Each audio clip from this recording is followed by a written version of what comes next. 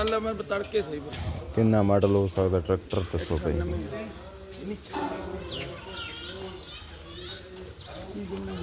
98 model ਆ tractor ਬਈ ਵਿਕਾਊ ਆ ਕਿ ਨਹੀਂ ਹੁਣ ਵਿਕਾਊ ਆ ਕਿ ਨਹੀਂ ਹਾਂ ਵਿਕਾਊ ਆ ਕਿ ਨਹੀਂ ਹੁਣ ਨਹੀਂ ਅੱਛਾ ਅੱਛਾ 98 ਮਾਡਲ ਨਾਲ ਦੇ ਮਰਗਾੜ ਆ ਤਾਂ ਹੀ ਇਹ ਗੱਲ ਚੱਲੇ ਟਰੈਕਟਰ ਮਰਗਾੜਾਂ ਦਾ ਤਾਂ ਚੱਲ ਇੰਨੇ ਟਾਈਮ ਬਾਅਦ ਕਿਉਂ ਟਰੈਕਟਰ ਅੰਦਰੋਂ ਇੰਜਨ ਦਾ ਬੜਾ ਸਾਫ਼ ਪਿਆ